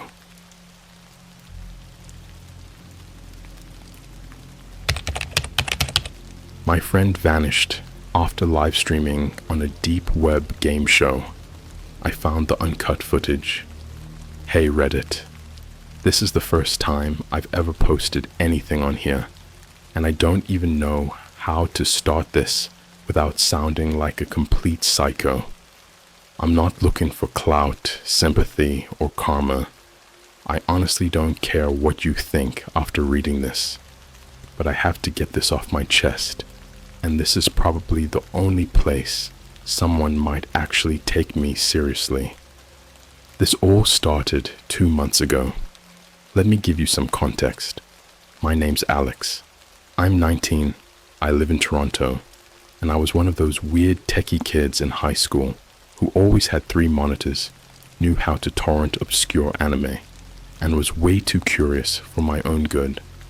I also run a small YouTube channel, nothing big, like 3,000 subs, mostly creepy storytime videos, true crime recaps, and those TikToks with cursed backstories, compilations. Anyway, my best friend Noah, 20 million, was my best friend, was kind of like me, but way more extreme. He was always deep into internet rabbit holes. I'm talking real deep. Internet mystery, ARGs, Discord cult servers, banned subreddits, even trying to order mystery boxes off the dark web before that whole trend got nuked. He wasn't a bad guy, just obsessed with weird internet culture. So around early May, Noah hits me up on Snapchat. All he says is, "Bro, you have to see this. No joke. This is next level." Sent image, a screenshot of a black screen with red distorted text that said, "You have been chosen. Stream to compete." There was a URL underneath, but it was some Tor link, unreadable, random gibberish. At first, I thought it was just another shady dark web gimmick, like those Red Room hoaxes or fake hitman sites people post about. But then he sends me a screen recording from his phone. It shows him opening some kind of interface that looked like a live streaming site, but the layout was off. It was all grayscale, with glitchy buttons and this weird metallic humming in the background, like some ambient industrial noise. There was a chat on the right, full of users with names like Silent Feeder Surdroers and 00456. All of them were typing cryptic messages like Player 7 accepted. Trial begins in 36 minutes. Livestream uplink stable. No turning back. Now listen, I've seen some messed up deep web stuff before, mostly fake, but this felt different. Noah wasn't scared. He was hyped. He kept saying he was gonna do it, like it was some kind of real-life escape room stream. Said there was a $10,000 prize if he made it through level 3. I told him to chill and not screw around with this stuff, but he was already prepping his stream setup. Noah's TikTok at Noah Decoded had like 20,000 followers at the time, mostly from doing bizarre conspiracy breakdowns. That night, he posted a cryptic video saying, "If this is the last time you see me, remember, I did it for the truth. Tune in tonight. Dark web stream. Realest thing I've ever touched." Of course, people in the comments thought it was a stunt. Some said it was a collab with a bigger YouTuber. Some thought it was an ARG. But me? I know Noah. He doesn't fake things like that. He was obsessed with proving the deep web wasn't just a myth. The stream went live at 12:03 a.m. Only 58 people tuned in on his backup YouTube account, which was quickly banned mid-broadcast. But I recorded the whole thing on my PC. I still have the raw file. Here's where SHTT gets real. At first, it looked kind of tame. Noah in his room, dual monitors on, webcam in the corner.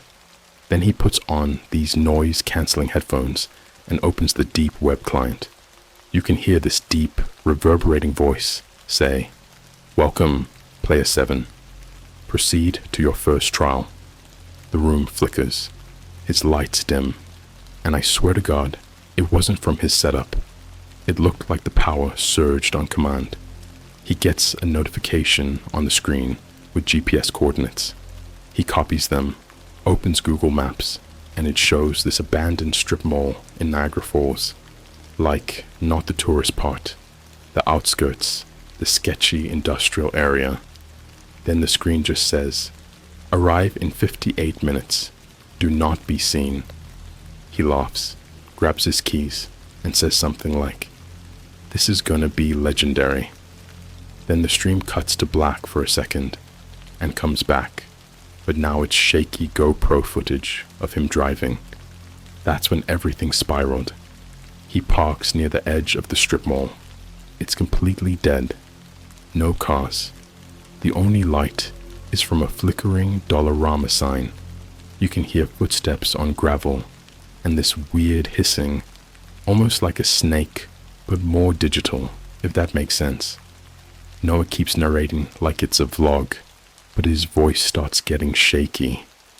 He finds a door behind one of the boarded up stores. Looks like it's been opened recently. There's a red sticker on it that says, "Play Zone Level 1. And when he walks in, I don't even know how to describe it. The place is pitch black, except for emergency lights glowing red. There's this weird maze. All mirrors, like a cheap carnival attraction, but way more sterile and clinical. You could hear movement, like someone or something was crawling just out of frame. The camera picked up static every time he passed a mirror, and in every single reflection, his face was slightly wrong, like his mouth was just barely too wide, or he blinked too slow. At one point, he looks into one of the mirrors and whispers, "That's not me." The chat started blowing up at that point. I recognized some usernames, people from our Discord server, all begging him to stop, but he kept going like he was in a trance. The last thing he said on stream was, "I think I passed level 1. There's a staircase. I hear something below." Then, total static. The stream went black. No goodbye. No cutscene. Just gone. I tried calling him. Nothing. Texted, DM'd, emailed. Dead silence. His phone's been off since that night. His TikTok was wiped clean the next day. YouTube ? Gone. Discord deleted. Even his Steam account shows lost online 2 months ago. I went to his apartment the next morning. All the lights were on. Food was still on the counter. His PC was still running OBS. But he was gone. Noah has never disappeared like this. He's not the type to vanish for a joke. I filed a police report, but they just said he was probably traveling or taking a break from social media. They don't get it. Last week, I finally worked up the nerve to open the raw stream file on my desktop again, just to see if I missed anything. And at the 38:42 timestamp, right before the static hits, in one single frame, you can see something behind him in the mirror. It looked like Noah, but the skin was gray, the eyes were hollow, and the mouth was open way too wide. The file ended with a new frame that wasn't there before. Just one sentence burned into the black screen. You watched. Now you play. Let me know if I should post a rest. I haven't even told you what was on the USB drive I found in his PC tower. Trust me, it gets so much worse. I didn't sleep for days after watching that frame. I don't even know why I kept looking through the footage. I should have just burned the hard drive and walked away. But something about it. It felt like I owed it to Noah to see where it all led. You don't just erase someone like that. Not someone I grew up with since 5th grade. Someone I shared Spotify playlists with, played Among Us with at 3 a.m. during lockdown. Someone who sat across from me, eating McDonald's nuggets, while showing me how to spoof GPS in Pokemon Go. You don't just vanish that guy. Not without a trace. And yet, he did. And the only clue I had was the flash drive I pulled from the back of his PC tower. It was shoved in the rear USB port, almost hidden. No label. Looked old. Not even a modern SanDisk one. It was one of those thick black plastic ones with a scratched up slider and a faint chemical smell, like burnt plastic and metal. When I plugged it into my laptop, on airplane mode obviously, the drive lit up red for a second. Not normal. Only one file. A zip folder called host room raw do not share. It was over 8 gigabytes, and when I unzipped it, it was a single MP4 video.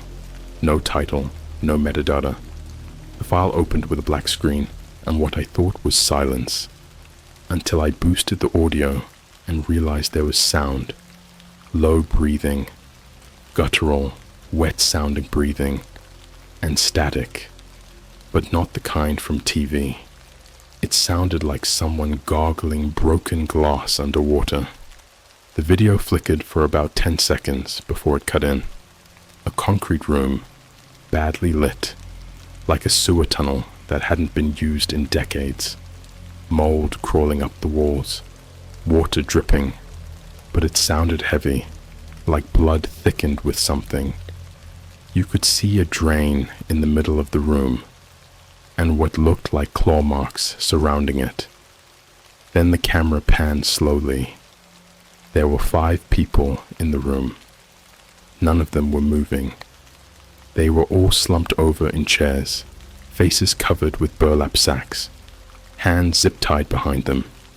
Their clothes were normal, jeans, hoodies, sneakers, like they'd just been grabbed walking home from a Starbucks.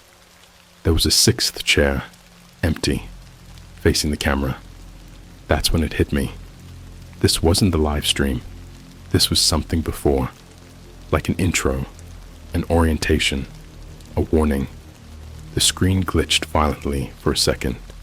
Then, the same synthetic voice from Noah's stream came on, deeper now, more distorted. The players have been selected. Level 0, observation. The 5 people in the chairs started jerking awake. But here's the part that seared into my brain. They didn't scream. Not one of them yelled or cried or even spoke. They just started twitching, like their nerves were misfiring, like they were puppets being jolted awake with electric shocks. Then came the sound.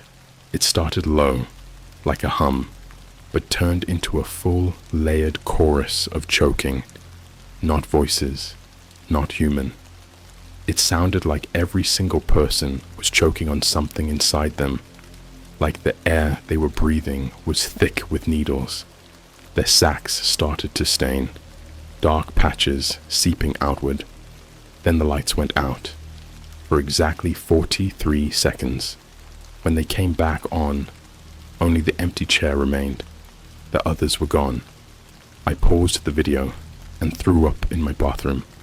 I didn't want to finish it. I shouldn't have finished it, but I did.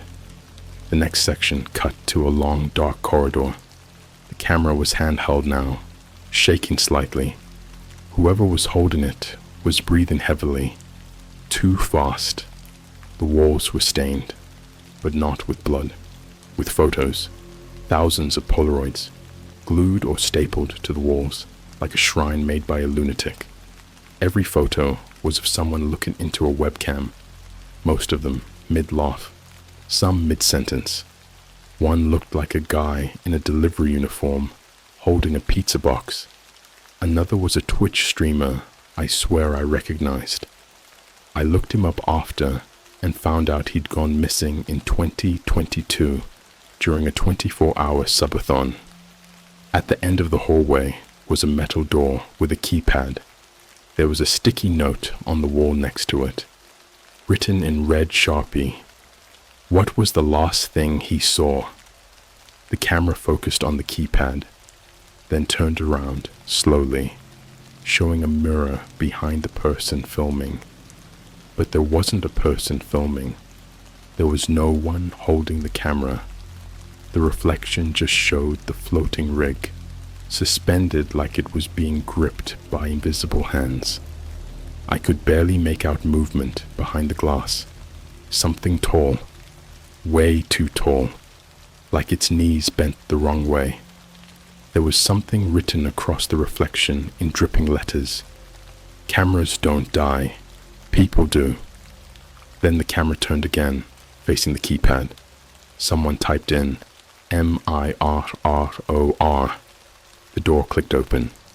Inside was the same mirror maze Noah had entered, except now it was covered in words, carved into the mirrors, etched violently like someone had used a car key. They're still watching. They can feel you breathing. Your skin will peel like theirs. Where did you think the footage goes? I couldn't breathe. My chest tightened. I slammed my laptop shut and just sat there, in my room, lights on, door locked, thinking, what the hell did Noah get himself into? What the hell did I get myself into? The next morning, someone knocked on my door. 2 short, 1 long. Nobody does that. I checked my people. Nobody was there. But taped to the door was a Polaroid. It was me, sitting at my desk, watching the footage. From behind me. I live alone. I don't even own a Polaroid camera. That night, my phone screen turned on by itself at 2:19 a.m. I wasn't even touching it, just lit up with a single notification from an unknown number. No name, just a message. Level 1 begins when you stop, telling yourself it isn't real. I couldn't move. I felt like someone was in my apartment, not watching me, but recording me. I ran into the hallway barefoot, phone in hand, checked the closet, the bathroom, under the bed. Nothing. But my webcam light was on, and my built-in mic was muted. Something was already streaming. I wiped my laptop, destroyed the flash drive, burned the damn thing in my sink. Didn't matter. The next night, I got an airdrop from someone while I was walking home from class. I was in public, outside, 6 p.m., people around. The airdrop said, "You left something open." I didn't even accept it. I just turned off my phone. But when I got home, my TV was on. Static, loud static. My Fire Stick unplugged. And on the screen, barely visible through the flickering black and white snow, was my room. From above, like a drone cam. And there was someone in the shot, standing in the corner, tall, unmoving, no face, just smooth flesh, watching me sit on my couch. Except, I wasn't home yet. That footage was from 10 minutes in the future. I'm telling you all this because I'm running out of time. I don't know what level I'm in. I don't know who's watching now. But I know they're still streaming. And I know one thing for sure. Noah's still alive. I saw him. On a live stream. Just last night. His face stitched into someone else's. Begging for help. In a language I've never heard before. And now I can't stop hearing it. In my head. If you're reading this, don't try to search for the stream. Don't go looking for Noah. Don't go on the dark web. Don't even say his name out loud. Because the game doesn't start when you join. It starts when you watch. I didn't think it could get worse than the Polaroid of myself taped to my front door. I was wrong. That was just them knocking politely. What happened next? There's no preparing for it. You can't rationalize it. You can't logic your way out. Once the game sees you, once it marks you, it's not a game anymore. It becomes your environment, your air, your dreams, your past. It changes everything. I couldn't keep pretending this was just digital.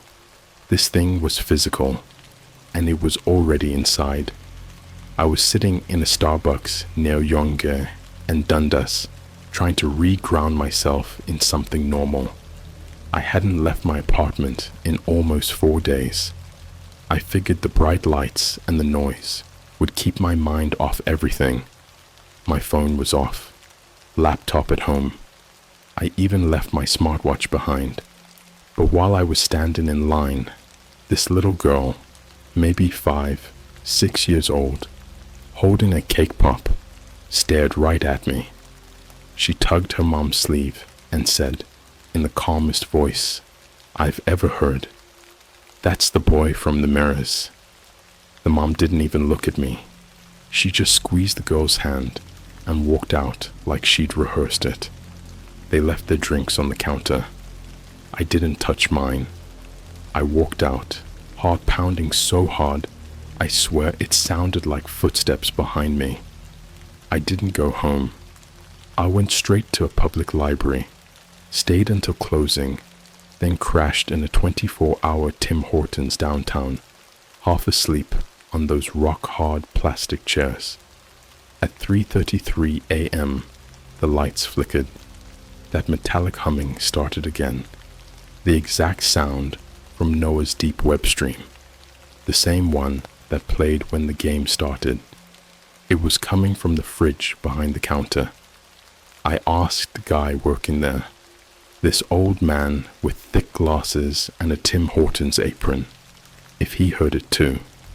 He just looked at me and said, "You shouldn't be able to hear that yet," then turned and walked into the back and never came out. The door to the kitchen stayed open. The lights stayed off. I ran. I know what you're thinking. This all sounds impossible, right? Like I'm making it up for shock value, for attention, for some viral TikTok horror gimmick. I wish I was. But you haven't seen what I've seen.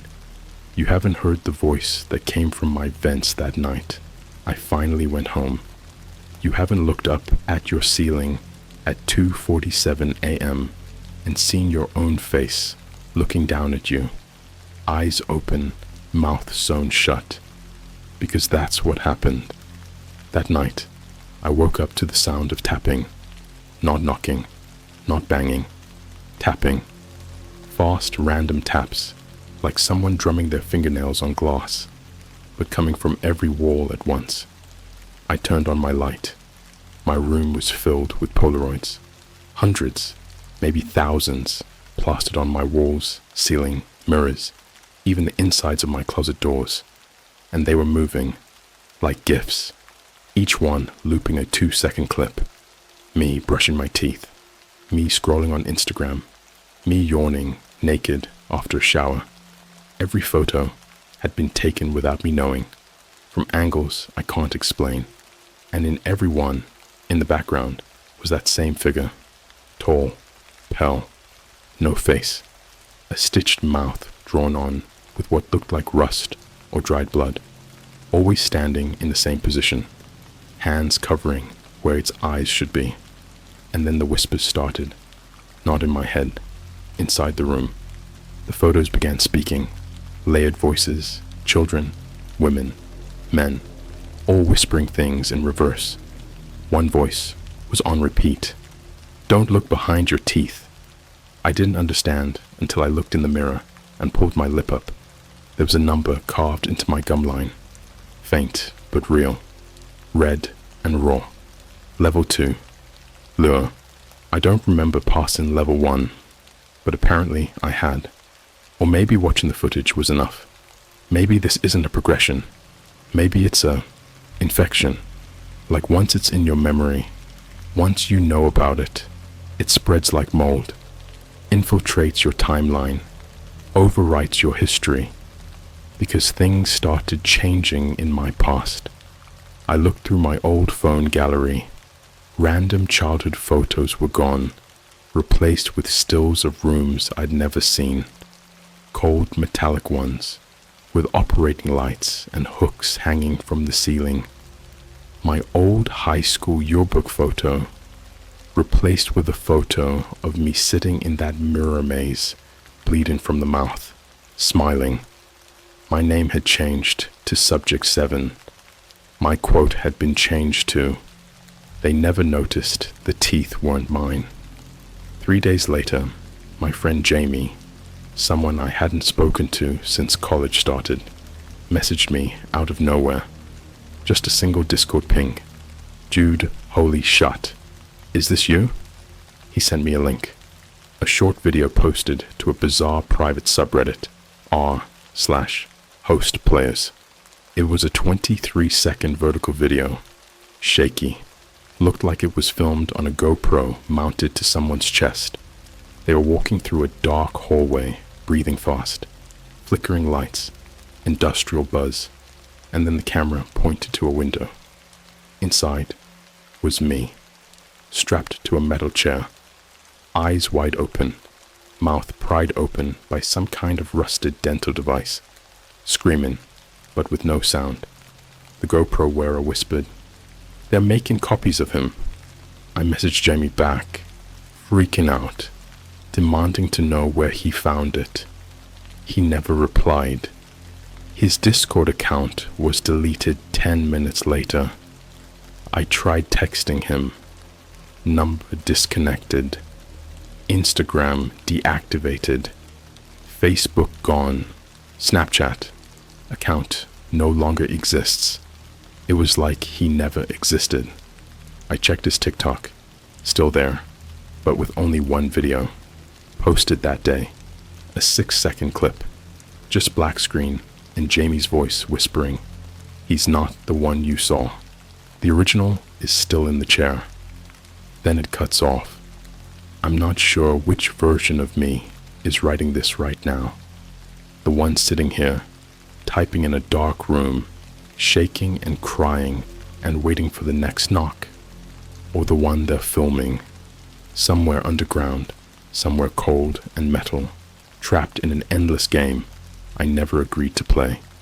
Because now I hear breathing behind my closet door. Slow, hungry breathing, and a voice, faint but getting louder, repeating, "Stop typing. Subject 7. We have enough footage now." If you're still reading this, if you haven't looked in your bathroom mirror tonight, don't. There's always a delay between you blinking and your reflection following. Always a fraction of a second where it sees you first. And that's when it chooses. You're either the player or the footage. I haven't spoken a word out loud in 2 weeks. I've been writing everything down. Not because I'm scared someone's listening, because I know they are. My voice doesn't belong to me anymore. I made the mistake of speaking after level 2, and they recorded it. I heard myself on a stranger's phone in a public train station. I was saying things I've never said, confessing to crimes I didn't commit, describing deaths I'd never witnessed in graphic, nauseating detail. And the worst part? The passengers on the train.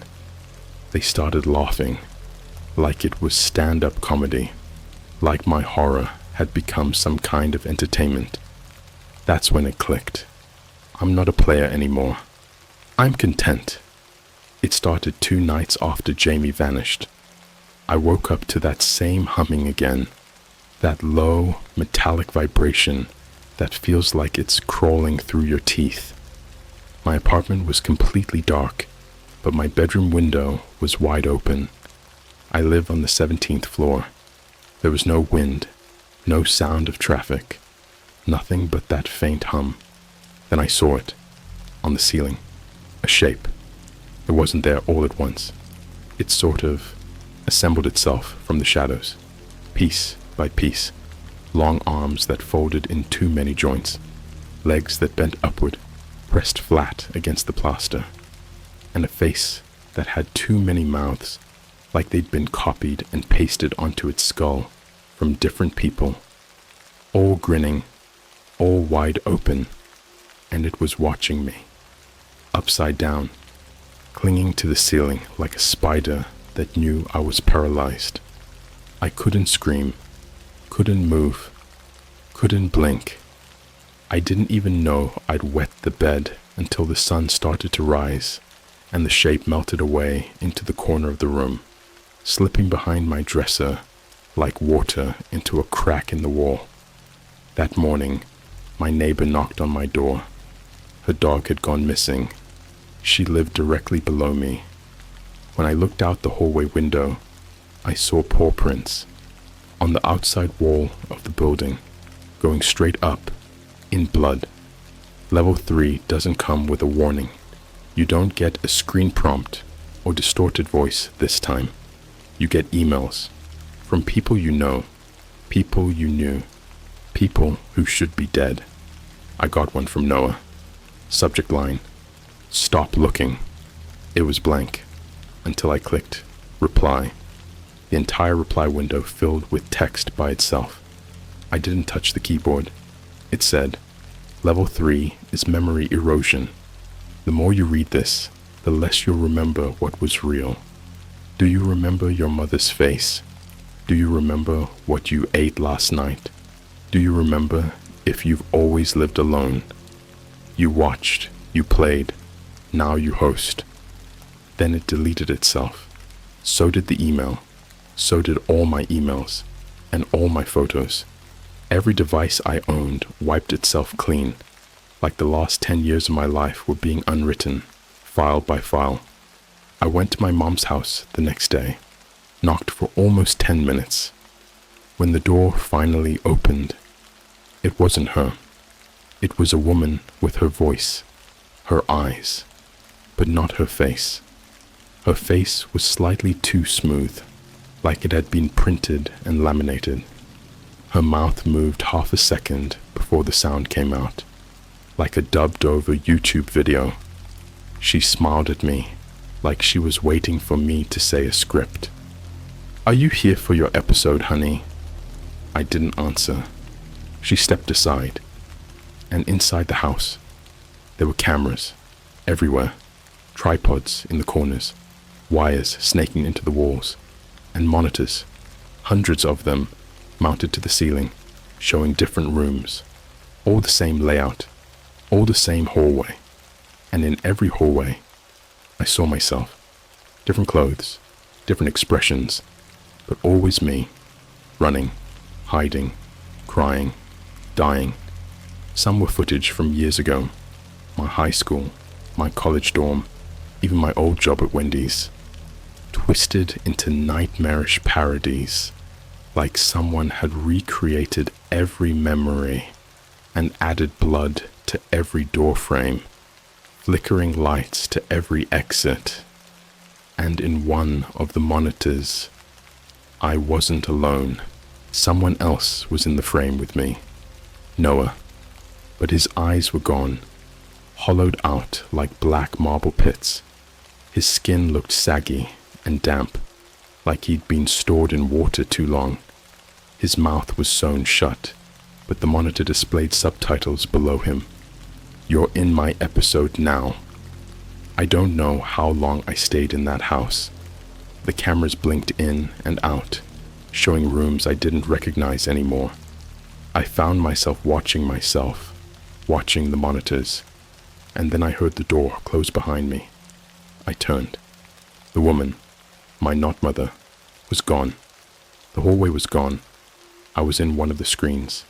Level 4 isn't a location. It's a loop, a recursive, stitched together simulation of your worst memories and your non-existent futures. The game pulls from your old social media, your Instagram captions, your Snapchat memories, even unfinished tweets. It creates mock scenarios and forces you to live them. And when you start to recognize they're fake, they punish you. One of mine was a dinner party. I was surrounded by people I hadn't seen in years. Everyone was smiling, laughing, plates full of food. Except, the food was wrong. Every steak was moving. Every salad had teeth. The wine glasses were filled with something thick and black. And when I tried to leave the table, they all grabbed my arms, holding me down. Noah stood at the head of the table, his mouth finally open, and inside were screens, rows and rows of screens, playing every moment of my life in reverse. I saw myself being born in a hospital that wasn't real. I saw my childhood bedroom, but with cameras installed in the ceiling. I saw my first kiss, but there was someone standing behind the girl, whispering what I'd say before I said it. And then I saw footage of me, now, trapped in that chair again. Only this time, I wasn't screaming. I was smiling, and I whispered something.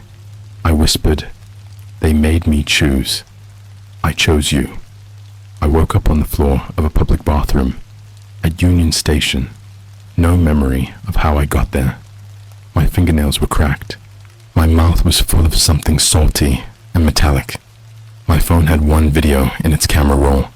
Me staring into the camera, whispering, "Episode schedule for upload, 3:33 a.m. Category, human error. Tags, live, real death, memory fracture, feed active." And behind me in the video, reflected in the mirror, I saw Noah, not tied up, not stitched, smiling, and holding a remote. He pressed a button. The screen went black. And now, every time I close my eyes, I see the countdown. If you still think this is a game, if you're still reading and thinking this is just Creepypasta, a story someone made up for Halloween, ask yourself this. Why is your webcam light on? Why did your Spotify skip just now? Why do you feel like you're being watched from inside your screen? Because maybe you're not reading my episode anymore. Maybe they've already started filming yours. This is my final entry. I don't care if you believe it. I don't care if you think this is some RG or viral horror stunt. There's no punchline, no gotcha ending, no creepy twist with a wink at the camera. This is the raw, rotting end of what started when Noah clicked, "Go live." And I think they're almost done with me. It's been 6 days since I stopped seeing my own reflection. No more mirrors, no shadows. My phone won't capture me anymore. I tried FaceTiming someone from my contacts, my cousin, someone I know still exists. And the moment the call connected, her phone's flashlight exploded. Glass in her face. It was in the local news. They blamed a hardware failure. Everywhere I go now, screens flicker when I walk past. The moment I enter a room, the TVs turn black, monitors turn blue, phones restart. I'm being erased in real time, but I'm still here. I still feel everything, and what I feel is them. Every hour, every minute. They're crawling inside now, feeding instructions into my thoughts like subtitles in a language I was never supposed to learn. I dream in camera angles. I see credits rolling behind my eyes. And every time I blink, I swear the frame rate drops just a little more. I'm not in the world. I'm just a rendering of it. Let me tell you about the final room. What I found when I stopped trying to fight the levels and started following them. Level 5 isn't a place. It's a broadcast. A constant looping stream being beamed through parts of the deep web that don't even exist until you look for them. I got in through a Tor URL that only appeared after I typed the words "I surrender" into a Google Doc 666 times. Yeah, I know how that sounds, but when the link appeared, it was already underlined. I clicked it, and everything went cold. My PC didn't boot into a browser. It flickered like a dying eye and played a 3-second video. Just black and white footage. Me, walking into a McDonald's bathroom stall, taken from above, except I've never been there before. The caption below the video just said, "You have reached the host room." Then my screen turned into a stream dashboard. I was live. Chat box on the right, filled with the same names Noah saw. SILENTFEEDER_00 EXIFHOST 147 MEATMIRRORDAEMON CAMERAOBEY USER 666. They were spamming. Not messages, not emojis, just coordinates. Long lat positions all across the world. Abandoned malls in Florida, subway tunnels in Berlin, drainage systems under Tokyo, forgotten military bases in Canada, a preschool that burned down in 1988 in Oregon. Every place real, every place logged, every place with a hosted trial. And every time I hovered over one of the coordinates, a video played. Just a few seconds, no faces, just sounds. A girl whispering, "It's eating my voice. Please end the episode." A man sobbing as his skin peels off like paper. A static-filled clip of a Starbucks barista removing their apron, revealing nothing underneath. Not no shirt. Nothing. Just static. I clicked one without thinking. The video snapped into full screen. Black and white. CCTV style. A room. No doors, no windows. Just a metal chair and a mirror. In the chair was Noah. But he wasn't alive. His chest wasn't moving. His skin looked airbrushed. Plastic. The smile carved onto his face was too perfect. Like a model left under heat too long. And on his forehead, a QR code. I scanned it. It opened a site. One page. No buttons. Just a prompt. Choose a replacement host. And underneath, your name, your IP address, your face. Live. From your own webcam. And your mouse only moves one way now. Toward the confirm. I blacked out. When I woke up, my room was wrong. Not messy. Wrong. The dimensions felt stretched. Like my apartment had been rebuilt from memory by someone who didn't quite get it right. The corners curved upward. The light bulbs buzzed in a pattern. There was no door. And on the wall, written in what looked like dried ink, or blood, or both, was a sentence. You watched the first episode. You uploaded the last.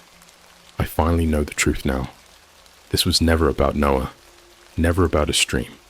Never about the game. This was a network. A decentralized broadcast of real-time human suffering, packaged and edited like a TV show. And where the product, where the actors, where the audience, where the feeds. They don't just host one episode.